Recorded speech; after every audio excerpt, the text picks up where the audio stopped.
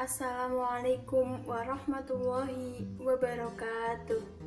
Salam sejahtera untuk kita semua. Perkenalkan, nama saya Winda Nuraini dan kelompok saya Afnita Agil Syahila, Mariatul Kiptiah, Dina Anggraini, Yoga Umarulu, dan Septi Elvina Yanti. Kami dari IKIP PGRI Bojonegoro, program studi Pendidikan Matematika dengan mata kuliah Filsafat Ilmu yang diampu oleh Ibu Dr. Anita Dewi Utami, MPD. Nah, di sini kami akan mempresentasikan materi tentang sejarah perkembangan ilmu. Selamat menyaksikan. Baik, saya di sini akan menjelaskan mengenai sejarah ilmu. Para ahli sejarah banyak yang berpendapat mengenai berbagai ragam. Namun, bahwasanya sejarah memiliki kesinambungan dari masa lampau hingga masa sekarang. Menurut George J. Mauley, membagi perkembangan sejarah ilmu menjadi 3. Yang pertama, ada animisme. Yang kedua, ada ilmu empiris. Dan yang ketiga, ada ilmu teoritis. Menurut Amsal Bakhtiar, pada periode Yunani kuno sangat identik dengan filsafat. Filsafat merupakan induk dari ilmu pengetahuan.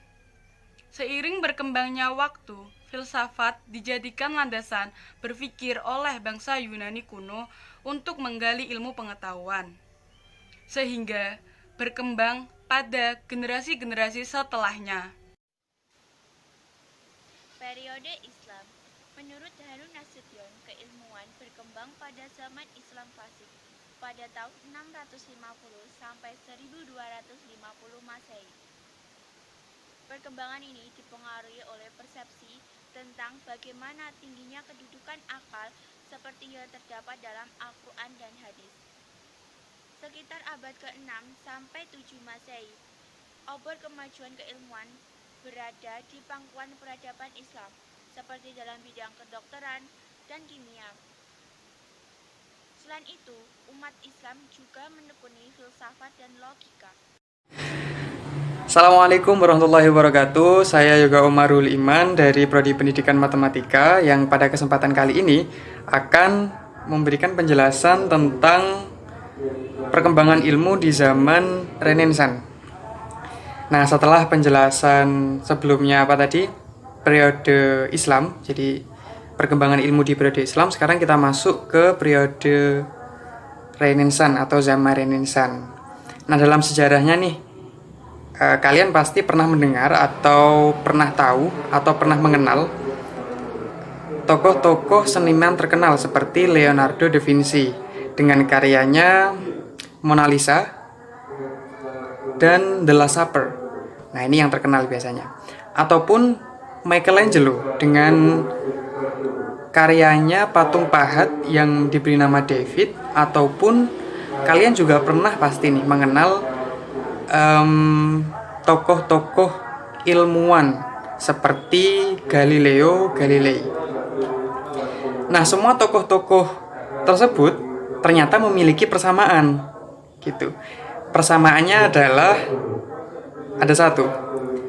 Ternyata mereka itu hidup dalam periode yang sama, yang biasa kita kenal dengan zaman Renaissance. Lantas pertanyaannya adalah, apa itu zaman Renaissance? Zaman Renaissance. Nah, zaman Renaissance ini merupakan masa peralihan, bukan sekedar masa peralihan saja, tetapi sekaligus pergerakan budaya dari abad pertengahan menuju ke zaman modern. Gitu, tetapi Renaissance ini masih menjadi perdebatan yang sangat panas di kalangan ilmuwan-ilmuwan mengenai apa sih sebenarnya yang menjadi faktor utama pemicu terjadinya zaman Renaissance. Gitu, jadi masih berdebat gitu. Faktor pemicunya itu apa sebenarnya?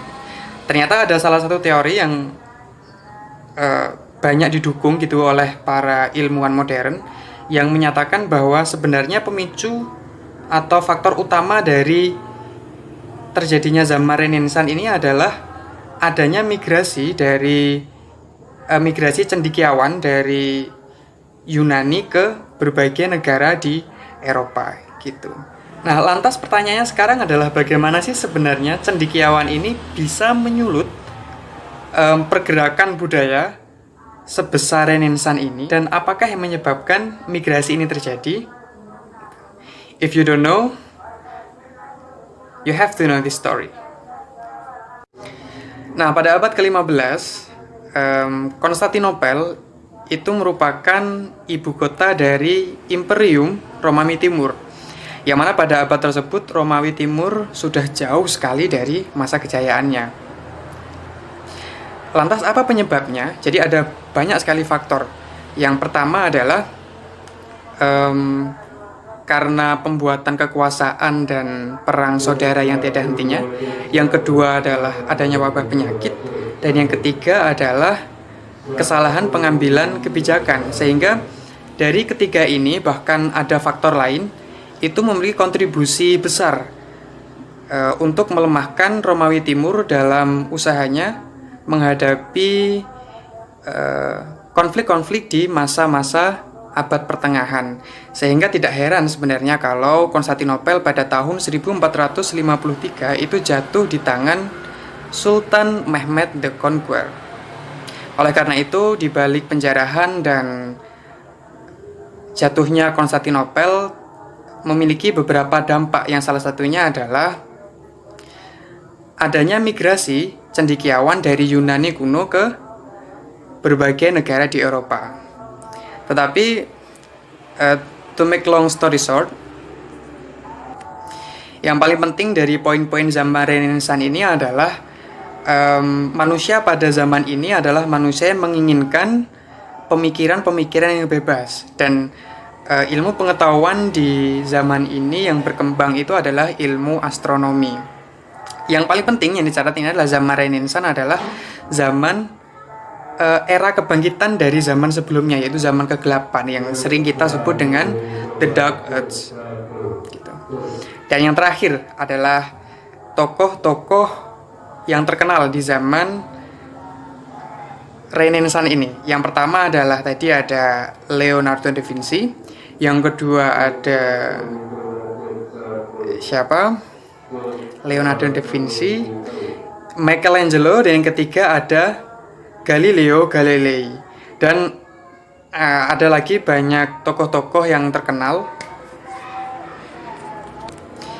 yang nanti akan di-list di sini. For closing statement in this Renaissance explanation, Renaissance ini merupakan zaman yang sangat berpengaruh sekali di dalam sejarah, yang mana berbagai penemuan dan pemikiran di zaman itu ternyata berhasil merubah sejarah untuk selama-lamanya, sehingga para pemimpin sekarang bisa lebih memperdulikan kesejahteraan masyarakat dengan memberikan dukungan nyata bagi perkembangan ilmu pengetahuan dan kebudayaan untuk bisa lebih maju lagi. Saya akan menjelaskan terkait perkembangan ilmu pada periode kontemporer. Pada periode ini berlangsung sejak abad ke-20 dan masih berlangsung hingga sampai sekarang ini.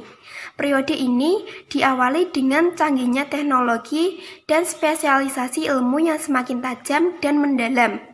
Pada periode ini, fisika memiliki kedudukan yang paling tinggi dan juga disebut dengan sains besar karena adanya integrasi dari fisika dan kimia.